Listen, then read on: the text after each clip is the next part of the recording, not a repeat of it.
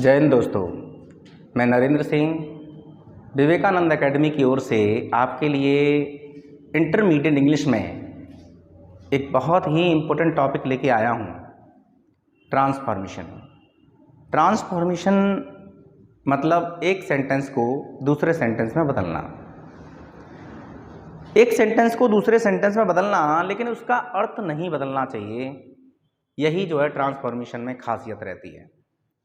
Transformation की खासियत है कि सेंटेंस को हम एक दूसरे सेंटेंस में तो बदलेंगे, लेकिन उसका मीनिंग असल में नहीं बदलना चाहिए। जो हमने पहले सेंटेंस का अर्थ पढ़ा, बाद में भी वही अर्थ रहना चाहिए, तो वो कहलाता है ट्रांसफॉर्मेशन। 1 बाय 1 करके इसमें हम जो है कई टॉपिक पढ़ेंगे, और इंटरमीडिएट पेपर में, जो इंटरमीडिएट का पेपर है, उस पेपर के अंदर ट्रांसफॉर्मेशन 2 नंबर के लिए पूछा जाएगा। बहुत ही ज़रूरी है, न केवल एकेडमिक एग्जाम्स में बल्कि ट्रांसफॉर्मेशन को कॉम्पिटिटिव एग्जाम्स में भी पूछा जाता है। तो इसलिए न केवल आज को देखें बल्कि फ्यूचर को भी देखते हुए इसको बेहतरीन तरीके से पढ़ें। चलिए मैं ले चलता हूँ आपको ट्रांसफॉर्मेशन की ओर। ट्रांसफॉर्मेशन, जैसा मैंने आपको बताया था, सेंटेंस को एक दूसरे सेंटेंस में बदलना। Changing the sentence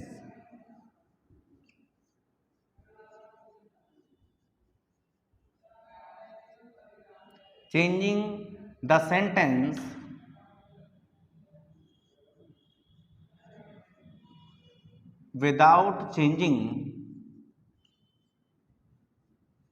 its meaning।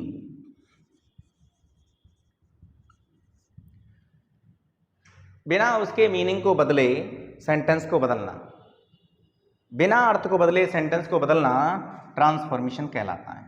और इस ट्रांसफॉर्मेशन में हम लोग जो है कई टॉपिकों पर बातचीत करेंगे। जैसे आज के वीडियोस में मैं आपके सामने ट्रांसफॉर्मेशन की एक यूनिट रिमूव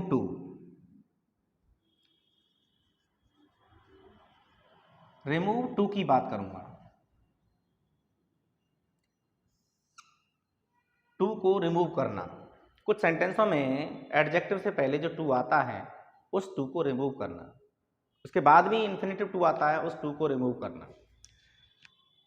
ये जो टू है, आपने TOO वाला टू भी पढ़ा है, आपने TO वाला टू भी पढ़ा है। तो मैं आपको बता दूं, जो TOO वाला टू है, ये जो TOO वाला टू है, इसका मतलब है बहुत ज़्यादा। बहुत ज़्यादा, ये एडवर्ब टू कहलाता है, इसको एडवर्ब टू कहते हैं।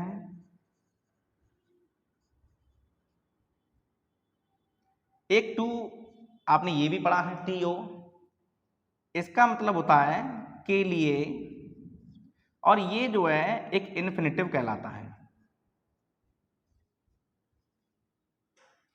तो इस तरीके से आपने जो है टू को पढ़ा कि कौन सा टू एडवर्ब टू कहलाता है और कौन सा टू जो है इन्फिनेटिव टू कहलाता है। ठीक है ना? ये तो केवल टू की जानकारी है।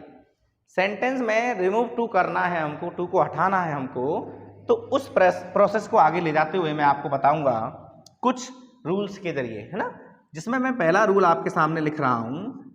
ये मैंने पहला रूल लिख दिया। इसमें हल्का सा मैं हिंट दूंगा कि यदि वाक्य में एडजेक्टिव से पहले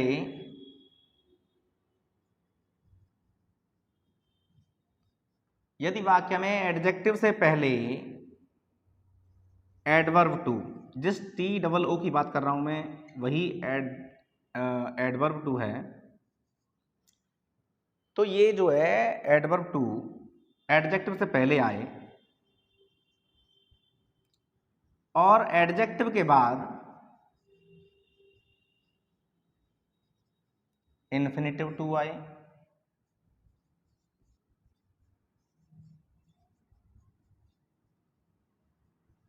तो क्या करते हैं?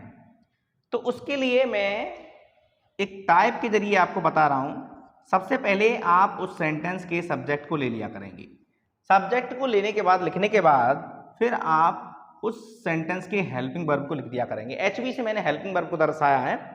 हेल्पिंग वर्ब को लगा दिया करेंगे, फिर आप जो एडवर्ब टू आ रहा है ना, ये एडजेक्टिव से जो पहले आ रहा है उसको हटा देंगे और उसकी जगह पर सो लगा दिया करेंगे, ताकि इसका अर्थ निकले कि इतना। सब्जेक्ट लगा दिया, हेल्पिंग वर्ब लगा दी, उसके बाद आपने सो लगा दिया, फिर आप जो एडजेक्टिव लगा हुआ है उस एडजेक्टिव को ठीक वैसे ही लगा रहने देंगे। इतना करने के बाद फिर आप जो है दैट का प्रयोग करेंगे। उसके बाद जो पहला वाला सब्जेक्ट आपने लगाया था उसी सब्जेक्ट को आप इधर लिख लोगे। अगर कोई प्रोनाउन सब्जेक्ट है तो आप उसको तो वैसा का वैसा लिख ही लेंगे, लेकिन मान लीजिए अगर कोई नाम आ जाता है इधर, तो आप पुरुष के लिए ही, स्त्री के लिए शी, ठीक है ना। और अगर कोई प्लूरल वर्ड आ गया, स्टूडेंट्स आ गया, पीपल आ गया, तो उसके लिए आप दे का यूज किया करेंगे। इतना लिखने के बाद सब्जेक्ट के बाद फिर आप कैन नॉट या फिर कुड नॉट लिख लिया करोगे। कैन नॉट या कुड नॉट लगाने के बाद फिर आप जो भी सेंटेंस बचा हुआ है शेष उस सेंटेंस को लिख लिया करोगे। ये आपको एक टाइप के जरिए पता चल जाएगा। इतना लिखने के बाद फिर आप एग्जाम्पल के जरिए समझ सकते हैं इस चीज को। आप चाहो तो इसका स्क्रीनशॉट ले सकते हैं, आप चाहो तो इसको नोट कर सकते हैं। उसके बाद आप एग्जाम्पल की तरफ बढ़ेंगे। जैसा कि मैं आपके सामने एक एग्जाम्पल लिख करके समझाऊंगा कि हाँ इस तरीके से जो है हम रिमूव टू कर सकते हैं। तो मैंने इसके लिए ये एग्जाम्पल लिखा, she is too weak to walk properly. और ब्रैकेट में इस तरह से एग्जाम में लिखा आएगा, क्वेश्चन पेपर में लिखा आएगा कि आपको करना क्या है, रिमूव टू करना है। तो फिर आप क्या करेंगे, मैंने बताया था जैसा कि ये रूल में लिखा हुआ है, ये वीक जो है एडजेक्टिव है। एडजेक्टिव का मतलब है विशेषता बताने वाला शब्द, ठीक है ना। किसी भी नाउन या प्रोनाउन की विशेषता बताने वाला जो शब्द है वो एडजेक्टिव है। इधर एडजेक्टिव आएगा और उससे पहले ये एडवर्ब टू आ जाए, इसके बाद जो है इन्फिनेटिव टू आ जाए, ऐसी कंडीशन में हमें ये यूज लगाना है और रिमूव टू कर देना है। तो सब्जेक्ट की बात कह रहा है वो, आपने सब्जेक्ट को लिख लिया। फिर हेल्पिंग वर्ब की बात कह रहा है, आपने हेल्पिंग वर्ब को लिख लिया। ये टू को हटा करके आपने वहाँ सो का यूज कर दिया।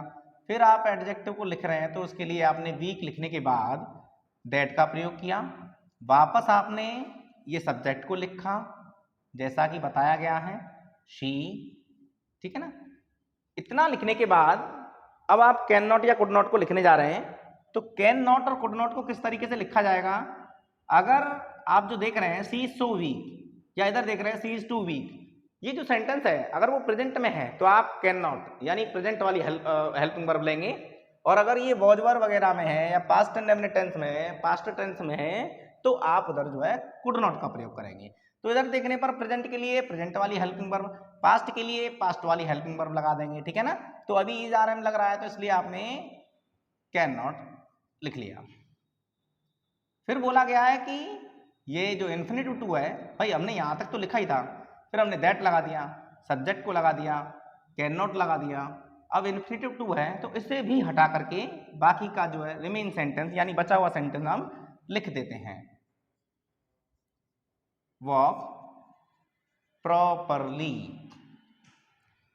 She is so weak that she can not walk properly. ये भी कह रहा था कि शी इज टू वीक, वह बहुत ही ज्यादा कमजोर है, किस लिए, टू वॉक प्रॉपरली, ठीक से चलने के लिए, यानी वो ठीक से चलने में बहुत ही ज्यादा कमजोर है।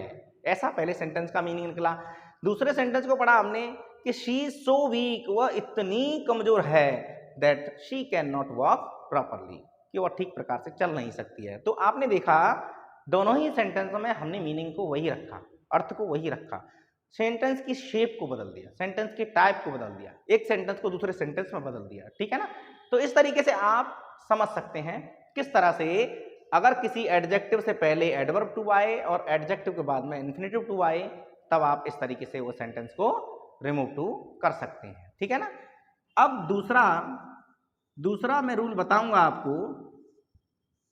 कंडीशन अगर बदल जाए, यानी कि एक दूसरी कंडीशन आपके सामने आ जाए, तो आप क्या करेंगे उसके लिए। आप बराबर मेरे साथ लिखते चलेंगे। लिखने से क्या है, विजुअलाइजेशन होता है। एक बार आपकी आंखों के सामने से कोई वर्ड गुजर जाता है तो उसकी याद रखने की श्योरिटी बढ़ जाती है। ऐसा आप अच्छे से जानते हैं, खुद के अनुभव से ही व्यक्ति आकलन कर लेता है इन सब चीजों का। चलिए, सेकंड रूल में मैं बात करूंगा कि यदि वाक्य में एडजेक्टिव से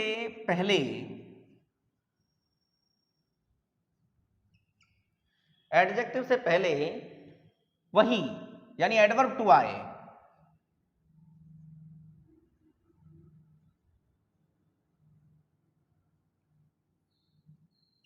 एडवर्ब टू आए, ये भी मिटा देता हूं ताकि कोई भी कंफ्यूजन तैयार ना हो। एडवर्ब टू आए तथा एडजेक्टिव के बाद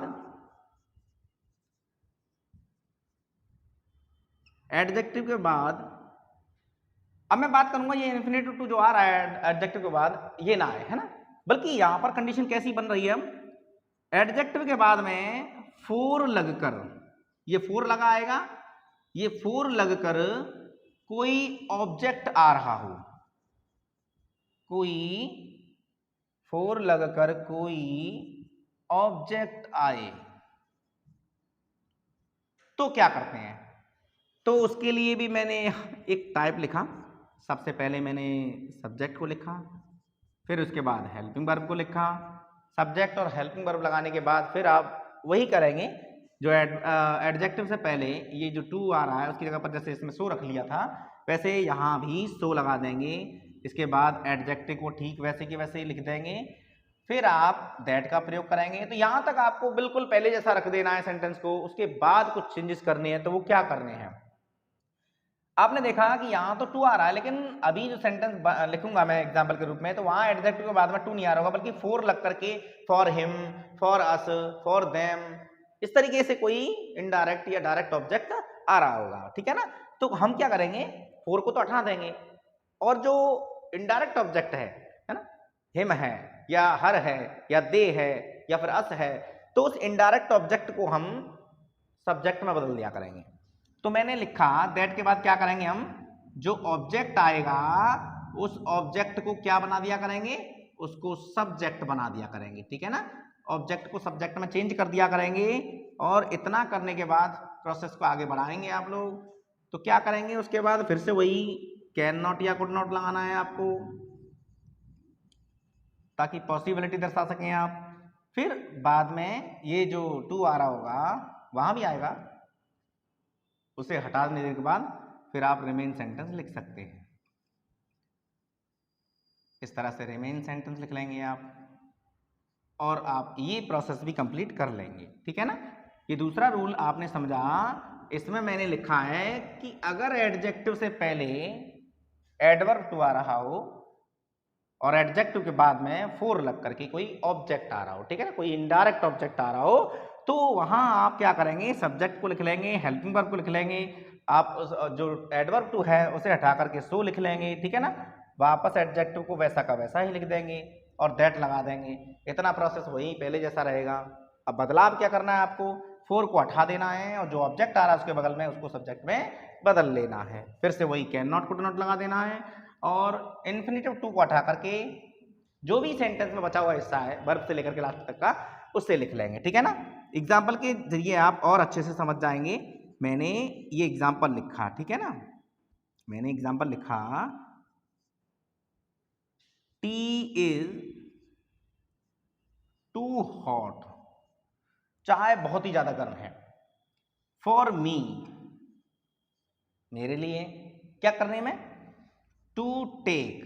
देखिए टेक गर्म चीजों को पीने के लिए लिखी जाती है और ड्रिंक जो है ठंडी चीजों को पीने के लिए लिखी जाती है। ठीक है ना, tea is too hot for me to take, और इस तरीके से लिखा आया कि आपको क्या करना है, आपको रिमूव टू करना है। ठीक है ना, जैसा ब्रैकेट में लिखा है वैसे ही आपको प्रोसेस को करना है। ठीक है, तो ये एडजेक्टिव से पहले आप एडवर्ब टू देख रहे हैं और एडजेक्टिव के बाद में फोर लग करके कोई इनडायरेक्ट ऑब्जेक्ट आ रहा है। ठीक है ना, इसके तुरंत बाद जो है इन्फिनेटिव टू नहीं आ रहा है, कि ऐसे जो है इन्फिनेटिव टू इसमें आ गया वीक टू, इस तरीके से हॉट टू नहीं आ रहा है, hot for me, for us, for them, इस तरीके से कोई इनडायरेक्ट ऑब्जेक्ट आएगा फॉर लग करके, तब वापस जो है इन्फिनेटिव टू आ सकता है, ताकि वो जो है वर्ब से पहले लग करके पूरे वर्ड को इन्फिनेटिव बना सके। ठीक है ना। आगे जब पढ़ाएंगे हम और भी जो है ग्रामर में बहुत सारे टॉपिक हैं, तो वहाँ इन्फिनेटिव टू भी एक चैप्टर के रूप में आएगा, वहाँ समझ जाएंगे आप कि इन्फिनेटिव क्या होता है, जीरंड क्या होता है, पार्टिसिपल क्या होते हैं, ये नॉन फाइनाइट वर्ब के अंदर आप पढ़ लेंगे। ठीक है। अभी रिमूव टू की बात है, तो रिमूव टू में हम देख रहे हैं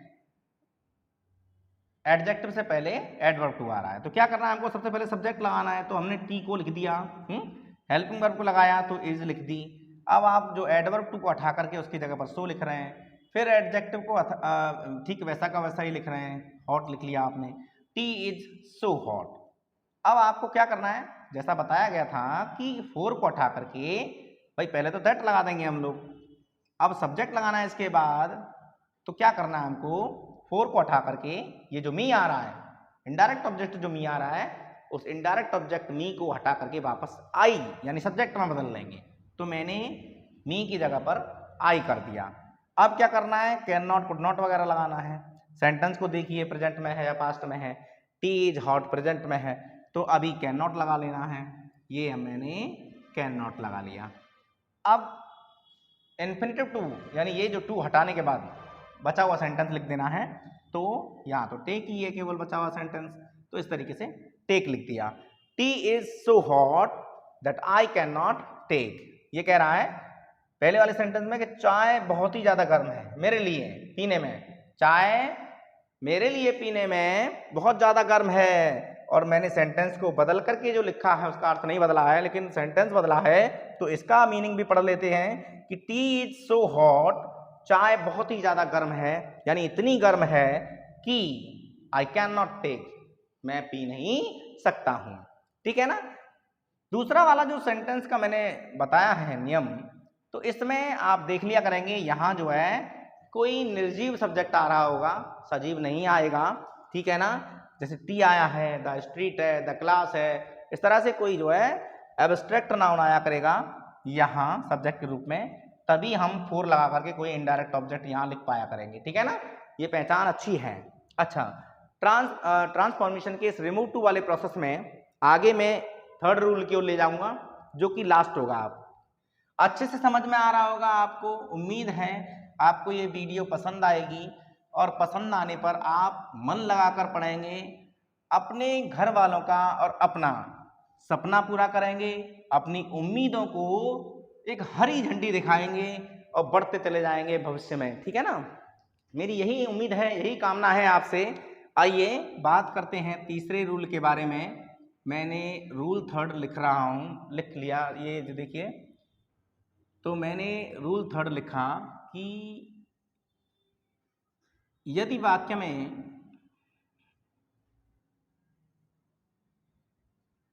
एडजेक्टिव से पहले एडवर्ब टू आए, एडवर्ब टू तो आना ही आना है, आपको पता है एडवर्ब टू की बात ही चल रही है ना। टू को तो हमें विशेष रूप से इसी को हटाना है, तो एडवर्ब टू तो आना ही आना है। यदि वाक्य में एडजेक्टिव से पहले एडवर्ब टू आए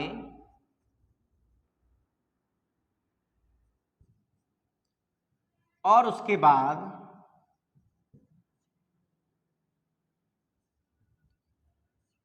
बाद ना तो फोर लगकर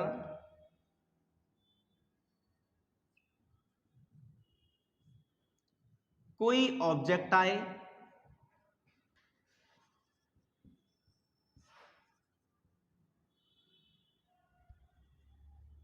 और ना ही एडजेक्टिव के तुरंत बाद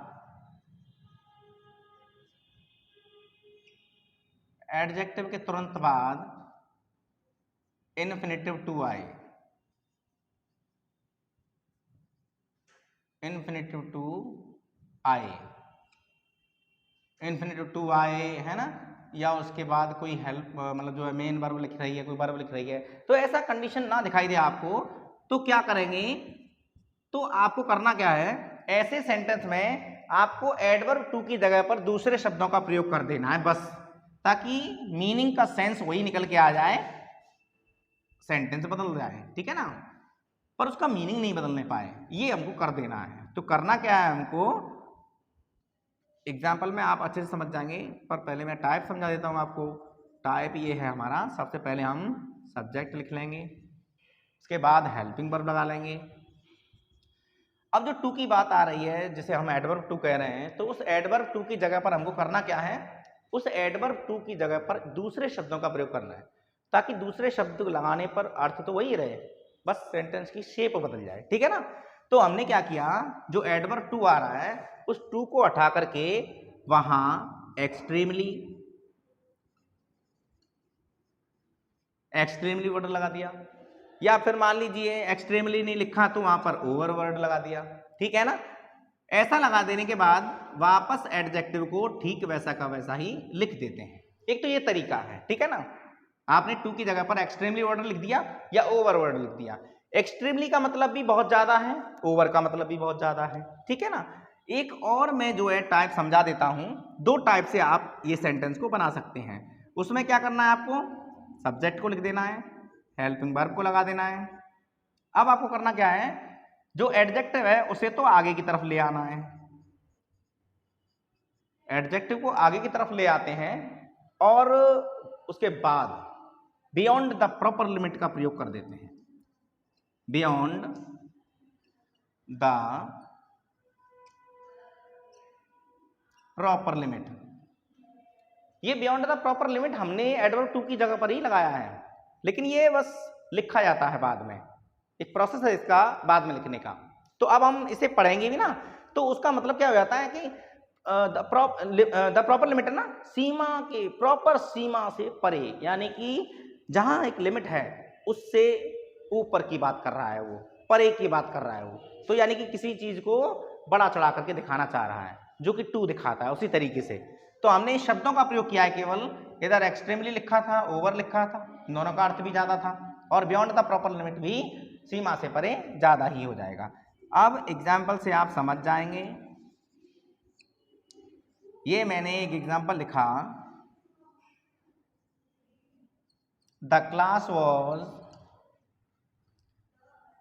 to noisy, the class was too noisy, और ऐसा एग्जाम में लिखा आया, ब्रैकेट में आपको रिमूव टू करना है।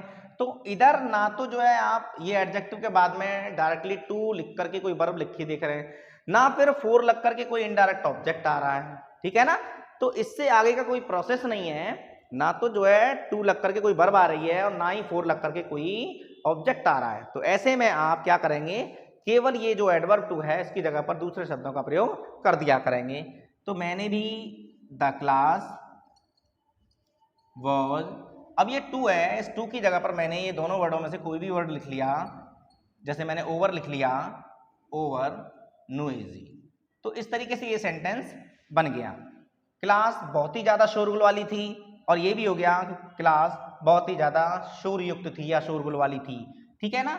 अब मैं इसी सेंटेंस को एक दूसरे टाइप से इस तरीके से बनाना चाहूं, बियॉन्ड द प्रॉपर लिमिट से, तो उसे कैसे लिखेंगे, तो उसे लिखेंगे the class was noisy, noisy को आगे ले आएंगे, beyond the proper limit, beyond the proper limit, इस तरीके से, ठीक है ना। ये सेंटेंस को मैंने दो तरीके से लिख दिया है, ठीक है ना। तो अब आपको पता चल गया होगा, मैंने आपको 3 रूल्स बताए रिमूव टू में, और अच्छे से आपको समझ में आ गया होगा। कभी भी आप चाहे एयरफोर्स का एग्जाम दे रहे हो, चाहे आप नेवी का एग्जाम देने वाले हों जिनमें इंग्लिश को पूछा जाता है, चाहे आप जो है एसएससी के कोई भी एग्जाम्स में बैठे हों जिनमें इंग्लिश पूछी जाती है, एकेडमिक क्लासों के बाद की बात कर रहा हूँ मैं। एकेडमिक क्लास में तो आता ही है रिमूव टू, लेकिन वहाँ भी ये पूछा जाता है, तो इसलिए आपका बहुत ही इंपॉर्टेंट टॉपिक हो जाता है ट्रांसफॉर्मेशन में रिमूव टू। अच्छे से पढ़ना है आपको, वीडियो पसंद आई है आपको, तैयारी करना, अच्छे से देखना, और उम्मीद है अगर वीडियो आपको पसंद आती भी है तो आप इसे लाइक करना, सब्सक्राइब करना, and thank you for watching this video. Thank you very much.